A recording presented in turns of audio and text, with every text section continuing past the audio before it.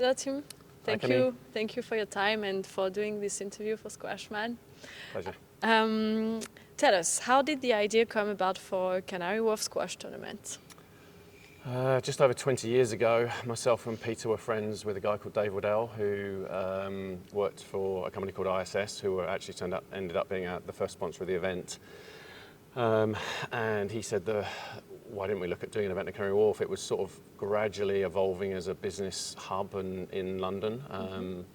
And they did some deal with Reebok Sports Club, which is just across the road. And they had opened supposedly the biggest gym in Europe and had discovered that lots of people were coming in asking where their squash courts were, and they didn't have any. All right. So they then were like, they basically approached us and said, is there any way you can do some squash with the club?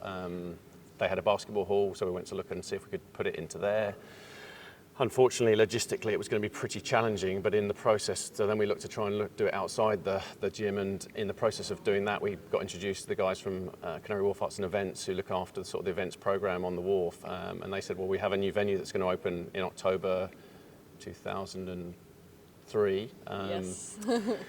It was still being built. We put hard hats and boots on. We actually had to walk onto a boat that was on the water out the back, and then walk in and then come in, and it was sort of half built. And we were like, oh wow, this is incredible. This would be just so good. And they said, okay, well, we're happy to sort of get involved in it. It sounds like a great idea, and that was where it was born. And then March 2004 was sort of that's where we started out. Wow, it's a great story. Yeah. Can't believe it's been 20 years already. I know, it's incredible. It flies by. I mean, we've got the rotating posters. I sort of dug out all the posters because it was the 20th to have a little look through them and put them into like a presentation. And it's funny seeing some of the old. I mean, the first poster was dreadful. I mean, it has Peter's face on it, which isn't the greatest thing. And also, we did it literally in the Sunday People office, and the guy clipped some bits and stuck it on the poster, and it was almost like a school project. Yeah. So we've come a little way, I think. Yeah, definitely. What's the most difficult thing about getting an event like this up and running?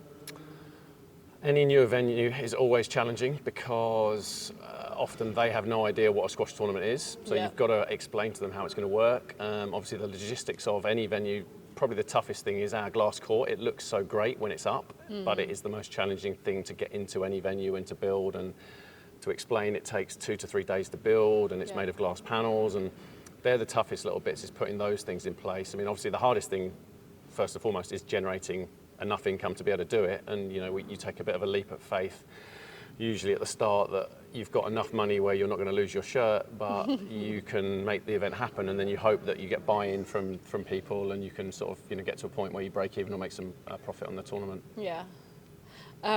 It's funny, having said that, you never look stressed. Is that generally how you are, or is it all an act? It's a little bit, yeah. I mean, I think I'm a bit lucky. My dad was pretty good at giving the appearance of being relaxed. He was a farmer, and he just was quite laid back, and I think that definitely helps. I'm not sure I feel like it quite often, but I generally feel that if I give that impression, it'll help everyone else stay relaxed, and then that generally helps resolve problems. If everyone's panicking, generally things don't work out that well. If generally people are relatively calm and are thinking things clearly, there's nearly always a solution. That's why I love events. There's always going to be things that come up, but you just have to work out how you resolve it and end up at the point where ultimately squash balls are being hit on a squash court, and the players are playing, and the crowd are enjoying it, and people don't realise what's gone in to get to that point. Well, it's quite impressive. What's the future for this tournament? Can you do another 20 years? Oof, I have no idea. I didn't know we were going to do 20 when we did the first one. Yeah, I'm sure. I mean, it's a fantastic venue. Obviously, the atmosphere is great. It's fantastic for squash. Things do change in venues. I know they're planning a bit of a refurbishment. If they change stuff too much and we can't fit what we need in here, that would be an issue. It was taken over by a new management company for this year, so they're looking to change the venue a little bit in terms of how they pitch it to clients and things like that. So it'll be a discussion after this tournament as to where we go with it. And do you think it could become a women event as well? Ultimately, that's what we wanted to do. Was we need to have a women's event as well, whether it's the Canary Wharf Classic or a London Classic or an event in London, we should have men's and women's squash. I mean, the women's game's so great at the moment. You know, it's fantastic to watch. The rivalries are amazing, and you know, and they play the game in a really good spirit. It's very, very fierce and competitive, but they dust themselves off and they get on with it. So it's great, a great product to have as part of a squash tournament. Yeah. If you could pick one ex or current player to replace... Oh, sorry, that was from Alan. We will cut this one. What have been your favorite Canary Wharf moments in all time? The first ball that was hit on the glass court in the first year was an amazing moment, because we'd actually managed to create this tournament and it was going to happen, and that first ball was hit. And we've had some incredible matches. I mean, it gets talked about a lot, the match between Nick and James, which was just an incredibly epic match, with James cramping up at the end of it, is one that was phenomenal. I think I remember this one. Yeah, I mean, that was extraordinary. But we've had some incredible matches over the years, and just I think any time where the crowd has been engaged by the play on there, and sort of, it doesn't need to be a standing ovation, it's just an ovation that they've had a fantastic time and they've just loved what's going on, and the players have thrived on that atmosphere. Those are all really, really special moments. Yeah, I'm sure. Who has been the standout player? It's got to be James Willstrop. I mean, it's just phenomenal to win the first tournament and then to still be playing 20 years later, and to still play like he played against Mohammed was just phenomenal. I mean, it was, you know, when I offered him the wild card for this year, because we usually have a wild card challenge to decide who gets the wild card for the next year. Last year I had a suspicion he might be reaching the end of his career, and I kind of wanted to make sure that he was able to play the tournament, so I didn't do it last year for that reason. And then when I offered it to him, he wasn't sure if he deserved it, and I was like, "Come on, James, that's just ridiculous. Like, you know, you are part of the fabric of the Canary Wharf Squash Classic. You know, you won the first one. It's amazing if you just played the first one, let alone to win it, and then to be still playing like that this year. And last night, you know, against Mohammed, he showed exactly what a wild card should be to a tournament. He added massive value to it. Oh, great. What do you, in your opinion, what makes the Canary Wharf atmosphere so special? The fact that the seating is so close to the court, it's difficult to get away with it in many places, either logistically or if the venue's not very happy or the seating's already fixed. We're lucky here that the court fits in just, the seating fits in just. It's literally right on the line in terms of what you need in terms of health and safety and access and everything else, but it just means the crowd really feel like they're involved in the match and on the court with the players. So they, you know, the emotions roller coaster, they feel that with the player. So that's pretty incredible. And also having the gallery level works well in terms of hospitality, and then having a very relaxed area upstairs on the bar where people can come along they can come along with their friends who might not be really avid squash players, but they like going to sporting events. They can come here, grab a drink, turn back, watch the squash. You're not stuck in your seat to watch, so that creates a different sort of vibe as well. So throughout the whole venue, you've got a nice buzz all the time. There's always a bit of a sort of an atmosphere. Yeah. What challenges have you been most proud about overcoming? There've been a number of challenges building the glass court over the years, different ones, where whether it's been snow,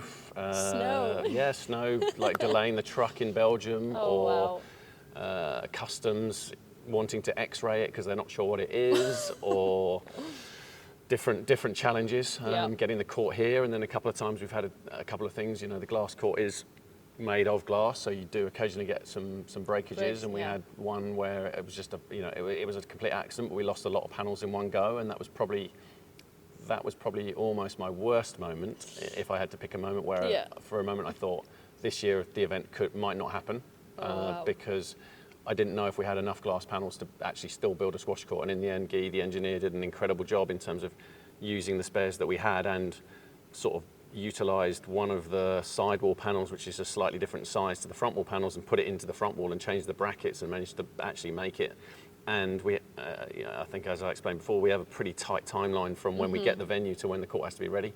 So it's not just the fact that you can go away and solve problems, you have to do them pretty quickly because you run out of time and the seating needs to come in and be built after that, and everything needs to happen in a particular order. Yeah. So they've probably been the biggest challenges I would have thought over the years, but I'm pleased that we've managed to get through them every single time and end up, not lost a day's play or anything like that, or started bang on time every single time. So that's been pleasing to be able to sort of achieve that.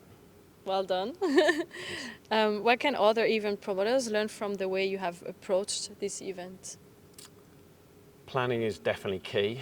The more organisation you can have in advance to try and plan timelines in terms of what you want to happen, you have to be realistic that they won't all happen like that. And often I would say tell suppliers the deadline is slightly before the actual deadline, because people tend to not hit a deadline, and it buys you a little bit of time for if they run late, and particularly if it's going to have a knock-on effect to someone else. So I think that's pretty important to plan well, have a good timeline, and it's worth definitely going and speaking to people who have done it before. I'm always happy to answer any questions from people, because the very first event we did was the English Open in the Crucible Theatre in Sheffield, and it was myself, Peter and Angus.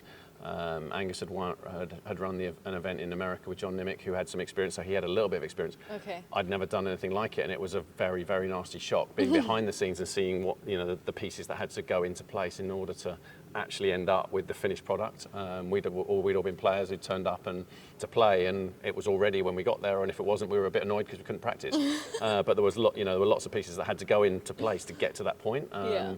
And some of the pitfalls are, they happen in all the tournaments, in terms of not allowing enough time for stuff to happen, or doing the branding the wrong colour, or the Toblerone's not dark, they're white, and it's forgetting that the ball's white and you can't see it. And then it's just little things like that if you actually sort of draw on the experience of people, don't be afraid to ask people who've done it before. Yeah. Definitely, because we've all made mistakes along the way, and we're all happy in the sport to try and help anyone new that's coming in not make the same mistakes. They'll still make some mistakes, but let's try and reduce the number of them and help them out. Nice.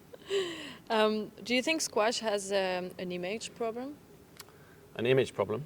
I don't think so. I think the product's really good. I think, like I said to you, that the women's game's fantastic at the moment. That the men, I think, are starting to recognise they do need to change some of what happens in the sport, because in a similar way to other sports like football has problems, and unfortunately they don't seem to be dealing with them. You still see the players time wasting, roll around on the floor, and the authorities don't seem to be prepared to actually do something about it to stamp it out. Whereas you look at other sports like rugby and hockey, they've brought in rules. They either stop the clock, or in hockey you can just tap and go if you've been fouled, and by the time, if you're arguing with the referee, they're down the other end and they're scoring. So I think squash needs to keep some interaction with the referee and some of the excitement and that sort of stuff, but we need to get away from the matches that are just broken down by stoppages all the time and things like that, because that will definitely alienate people who aren't a hardcore squash fan. The hardcore squash fan will watch it and love it anyway. Yeah. We need to get out to a newer market, and we need to get more people watching the squash, and that's where we need the essence of the sport, which is like the product that James and Mohammed put on, which was just incredible, and you could sense everybody who was here loved it, and it was just played. It was a real battle, but there was very little, outside of the actual squash that to get involved in. And how do you think we can get more sponsors into squash? We just need to keep getting the product out there to people who don't know it exists, and sort of changing the mindset. There's still people who think that we play on white courts with wooden rackets and black balls, and then still don't know what it is. Yeah, and whereas then they come to a glass court event, so that's where it's fantastic having events that are outside or in shopping malls or things like that, which do expose the sport to people who would never have seen it before. And to start with, they might think it's I don't know, the Cube TV show, or they don't even know it's a sport. But if we can get them to see it and explain it, and then off the back of that find ways for them to be able to play, that's going to grow the sport, I think, and it'll really help push the sport forwards. And then I think as we gain more traction, it's one of those things, it does gain momentum, and we're starting to get there a little bit, but we haven't been able to sort of get across the line in terms of, we're still perceived as a small sport, which we are relatively, but we can be bigger, And I think once we get through a certain threshold, then suddenly it'll be played in more places and it'll get more coverage, and all the TV stations will show it more often, and that will get it out to more people as well. Yeah.